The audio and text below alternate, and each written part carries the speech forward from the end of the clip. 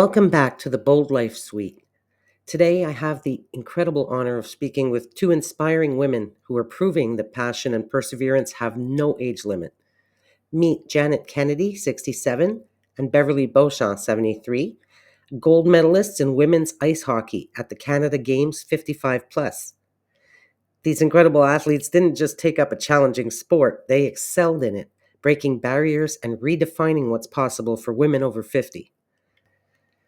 Their story is proof that it's never too late to chase your dreams, shatter stereotypes, and make history. Let's dive right in. What initially drew you to hockey, and how has your passion for the sport evolved over time? In 1972, the Canada-Russia Hockey Series really got me excited about hockey.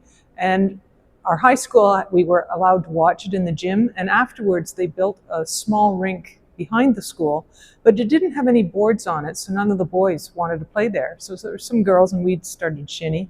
And then this lady came over and said, I'm thinking of getting a league going. And so I started, so that'd be around, I was about 15, I guess. And I'd play off and on, and into university I played, but then I didn't play for many years. Moved to Montreal, and got into playing here. And then, it has just exploded. What with the Olympics in Vancouver, when they were saying, because the guys' team wasn't doing well, you should play like a girl. I thought that was amazing. And I just got into it. And now there's the professional women's, and it's just all over the place, and it's just fantastic. I loved skating as a child. I spent hours skating outdoors. I was never exposed to organized hockey, other than watching the Canadians on TV. But when I was 46, my son was playing, and I was invited to play with him in a parent-child game. And I was one of two mothers who were playing. The rest were fathers. But I just loved it. The first time I touched the puck, I thought, this is amazing. So I looked for places to play. I actually couldn't find hockey the first year, ended up playing 1 year Ringette. And then hockey started growing in popularity, and teams were sprouting up here and there, and I was able to find places to play. So, yeah. Have you faced any skepticism or pushback as an older woman playing hockey? And if so, how do you respond to it? I really haven't had too much pushback. My husband and other people have been concerned that I would get injured. That's usually the number one thing. Most of all, people are just surprised that I'm doing it, and then impressed. And so I haven't had much pushback at all. Other than my brother, who tells me I'm going to get hurt and I shouldn't be playing at my age, I've met more people who are just surprised.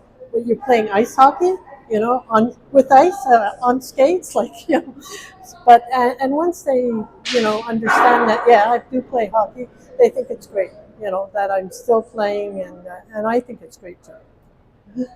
Could you share a particularly memorable or challenging moment from your time with the team? When we got the gold medal, there were two other teams. So there was a 65 plus 60 and the 55 plus. So the other two teams were in the stands watching us. And so many of those women had helped me to get ready for the games and stuff, would give me little tips, keep your feet moving and stuff like that. So when I got the medal, I looked up and I saw all those women, and I could say, she told me to do that. She told me to do that. And I just started to cry, because I just thought it was such a wonderful feeling, such camaraderie, to make sure that we all did the best that we could, the best of our own abilities. Well, definitely winning the gold medal at Canada Games for 65 years and over was a big moment. I had been to the Canada Games 9 years before, because it's every 2 years, but I was younger then, and they only had the one age level, 55 and over. And last year was the first year they had a 65 and over. So it was my chance to play with more women my age. And it was great. It was a wonderful experience. As you can see, these girls are giving it their all out there on the ice, showing skill, teamwork, and determination. Hockey isn't just a game for them. It's a passion, a challenge, and a place where they push their limits. Watching them play, you really get a sense of their dedication and love for the sport. It's not just about scoring goals, it's about resilience, discipline, and the friendships they build along the way. The energy, the focus, and the drive they bring to the game are truly inspiring. What are your personal goals moving forward, both in hockey and in other aspects of life? In hockey, it's still to get better if I can. There's always something to learn, and I sometimes take a little course in the summer or something like that. In life, it's to just stay healthy as long as I can. And my husband and I like to do a lot of traveling, and I do gardening and other things. It's just to keep busy. Definitely to keep playing. I can't see me not having hockey in my life. I play all year round. Some people go to the gym. I go to the rink, and I love being there. I love the sport. I love the people I play with, and it's good for me. So definitely to keep playing hockey, and also to keep active. I do other activities, and I try something new every year, and that's my goal. How have your family and friends supported your hockey journey, and what role do they play in your continued participation?